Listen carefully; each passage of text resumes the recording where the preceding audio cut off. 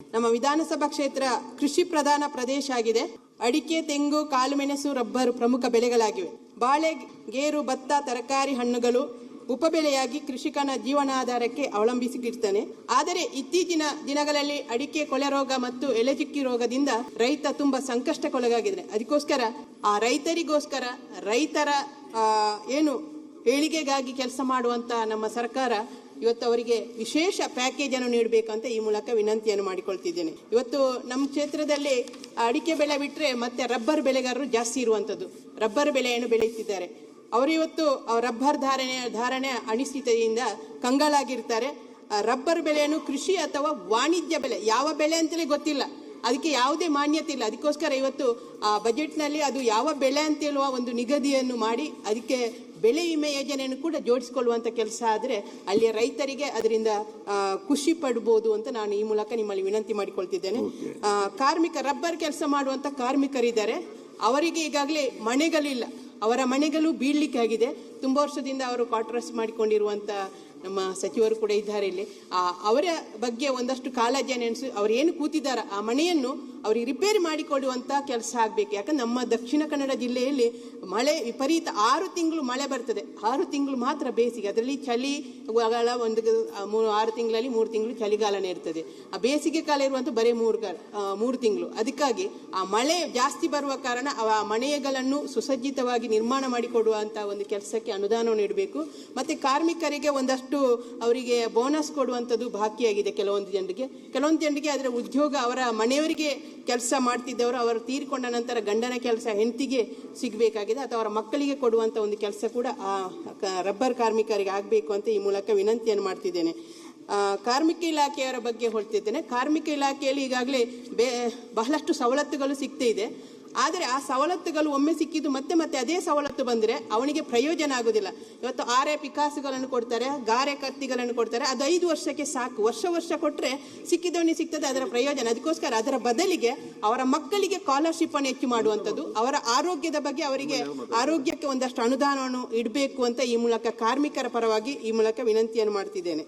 ಇವತ್ತು ಸುಳ್ಯದ ಕ್ಷೇತ್ರದಲ್ಲಿ ಹೆಚ್ಚಿನ ಜನ ಬಡ ಮತ್ತು ಮಧ್ಯಮ ವರ್ಗದ ಜನ ಜಾಸ್ತಿ ಇರುವಂಥದ್ದು ಸುಳ್ಯ ವಿಧಾನಸಭಾ ಕ್ಷೇತ್ರದಲ್ಲಿ. ಅದಕ್ಕೋಸ್ಕರ ಈ ವರ್ಗದ ಜನಗಳಿಗೆ ಈಗಾಗಲೇ ತುಂಬಾ ಜನ ಮನೆ ಇಲ್ಲದೆ ಸೂರಿಲ್ಲದೆ ಬದುಕ್ತಿದ್ದಾರೆ. ಅವರಿಗೆ ಒಂದಷ್ಟು 3 ಸೆನ್ಸ್ ಜಾಗವನ್ನಾದರೂ ನಿಗದಿಪಡಿಸಿ, ಇವತ್ತೇನು ಎಲ್ಲಿ ಜಾಗ ಅಳತೆ ಮಾಡಿ ಸರ್ಕಾರ ಕೊಟ್ಟರು ಅದಕ್ಕೆ ಏನು ಮಾಡ್ತಿದ್ದಾರೆ ಅಂತ ಹೇಳಿದ್ರೆ, ಇವತ್ತು ಫಾರೆಸ್ಟ್ನ ಅನುಮತಿಯನ್ನು ಕೇಳಲಿಕ್ಕೆ ಹೋದಾಗ ಅವನಿಗೆ ಯಾವುದೇ ಜಾಗವನ್ನು ಕೊಡ್ಲಿಕ್ಕೆ ಅದಕ್ಕೋಸ್ಕರ ಯಾರು ಬಡವರಿದ್ದಾರೆ ಮಧ್ಯಮ ವರ್ಗದವರಿಗೆ 3 ಸೆನ್ಸ್ ಜಾಗಕ್ಕೆ ಯಾವುದೇ ಕಾನೂನನ್ನು ಇಡದೆ ಅವರಿಗೆ ಕೊಡುವಂಥ ಒಂದು ವ್ಯವಸ್ಥೆಯನ್ನು ಕೂಡ ಈ ಮೂಲಕ ಮಾಡಬೇಕು ಅಂತ ಈ ಮೂಲಕ ವಿನಂತಿಯನ್ನು ಮಾಡಿಕೊಳ್ತಿದ್ದೇನೆ.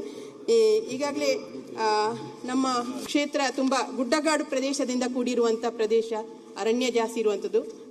ಸುಮಾರು ಸಾವಿರಾರು ಕಿಲೋಮೀಟರ್ ರಸ್ತೆ ಸೇತುವೆಗಳ ನಿರ್ಮಾಣ ಆಗಬೇಕಾಗಿದೆ. ಈಗಾಗಲೇ ಕಳೆದ ಮಳೆಗಾಲದಲ್ಲಿ ಫಡ್ ಬಂದು ಎಲ್ಲ ಸೇತುವೆಗಳು ಕಟ್ಟಾಗಿ ಹೋಗಿದೆ, ಕುಸಿತಗಳಾಗಿದೆ ರೋಡ್ ಸೈಡ್ ಎಲ್ಲ. ಅದಕ್ಕೆ ವಿಶೇಷವಾದ ಅನುದಾನವನ್ನಿಟ್ಟು ಅಭಿವೃದ್ಧಿಪಡಿಸಬೇಕು ಅಂತ ಈ ಮೂಲಕ ವಿನಂತಿ ಮಾಡಿದ್ದೇನೆ. ಗುಣಮಟ್ಟದ ವಿದ್ಯುತ್ತಿಗೋಸ್ಕರ ಗುಣದ ವಿದ್ಯುತ್ ಮರೀಚಿಕೆಯಾಗಿದೆ. 110 kV ಸಂಪರ್ಕ ಮಾರ್ಗ, ಸಬ್ಸ್ಟೇಷನ್, ಹೆಚ್ಚುವರಿ ಪರಿವರ್ತಕ, ವಿದ್ಯುತ್ ಟ್ರಾನ್ಸ್ಫಾರ್ ಅಳವಡಿಕೆಗೆ ಹೆಚ್ಚಿನ ಅನುದಾನವಿಟ್ಟು ನಮ್ಮ ಕ್ಷೇತ್ರವನ್ನು ಬೆಳಕು ಚೆಲ್ಲುವಂಥ ಕಾರ್ಯಕ್ರಮಕ್ಕೆ ಅನುದಾನ ತೊಡಗಿಸಬೇಕಂತ ಈ ಮೂಲಕ ವಿನಂತಿ ಮಾಡ್ತಿದ್ದೇನೆ. ಕ್ಷೇತ್ರದ ಯುವಜನತೆಗೋಸ್ಕರ ಅವರಿಗಾಗಲೇ ನಿರುದ್ಯೋಗಿಗಳು ವಿದ್ಯಾವಂತರಿಗೆ ಉದ್ಯೋಗ ಕೊಡಲಿಕ್ಕೆ ಸಾಧ್ಯ ಆಗ, ಅದಕ್ಕೋಸ್ಕರ ಉದ್ಯೋಗ ಹಾಗೂ ಸ್ವಉದ್ಯೋಗಕ್ಕೆ ಅವಕಾಶ ನೀಡುವ ಉದ್ದೇಶದಿಂದ ಸುಳ್ಯ ಕ್ಷೇತ್ರಕ್ಕೆ ವಿಶಾಲ ಕೈಗಾರಿಕಾ ಸ್ಥಾಪನೆ ಮಾಡಲು ಅಧ್ಯಯನ ಮತ್ತು ಯೋಜನೆ ರೂಪಿಸಲು ಅನುದಾನವನ್ನು ನೀಡಬೇಕು ಅಂತ ಈ ಮೂಲಕ ಬಜೆಟ್ನಲ್ಲಿ ಇಡಬೇಕು ಅಂತ ಹೇಳ್ತಿದ್ದೇನೆ. ಅದೇ ರೀತಿ ಇವತ್ತು ನಮ್ಮ ಕ್ಷೇತ್ರದ ನಮ್ಮ ದಕ್ಷಿಣ ಕನ್ನಡ ಜಿಲ್ಲೆಯಲ್ಲಿ ಆದಿದ್ರಾವಿಡ ಸಮುದಾಯದ ಜನ ಇದ್ದಾರೆ, ತುಂಬಾ ಜನ, 8,000 ಜನ ಇದ್ದಾರೆ. ಈಗಾಗಲೇ ನಮ್ಮ ಸರ್ಟಿಫಿಕೇಟ್ ಎಷ್ಟೋ ವರ್ಷದಿಂದ ಆದಿದ್ರಾವಿಡ ಸಮುದಾಯದ ಜಾತಿ ಆದಿದ್ರಾವಿಡ ಅಂತ ಜಾತಿ ಸರ್ಟಿಫಿಕೇಟ್ ಇದೆ. ನಾನು ಕೂಡ ಅದೇ ಜಾತಿ ಸರ್ಟಿಫಿಕೇಟ್ ಇಟ್ಕೊಂಡು ಇವತ್ತು ಚುನಾವಣೆಯಲ್ಲಿ ಕೂಡ ಸ್ಪರ್ಧೆ ಮಾಡಿದ್ದೇನೆ.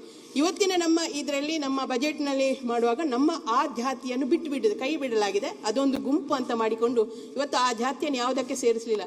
ಇವತ್ತು ಸತ್ಯಸಾರಮಣಿ ಎಂಬ ದೈವವನ್ನು ನಂಬಿಕೊಂಡು ಬರುವಂಥ ಈ ಸಮುದಾಯಕ್ಕೆ ಇವತ್ತು ಯಾವುದೇ ರೀತಿಯ ಅಲ್ಲಿ ಸೇರ್ಪಡೆ ಮಾಡುವಂಥ ಅವಕಾಶ ಇಲ್ಲದ ಕಾರಣ ಆ ಸಾರಮಣಿ ಎನ್ನುವ ಪದವನ್ನಾದರೂ ಸೇರಿಸಬೇಕು ಅಥವಾ ಆದಿದ್ರಾವಿಡ ಪದವನ್ನೇ ನಮಗೆ ಸೇರಿಸಬೇಕು.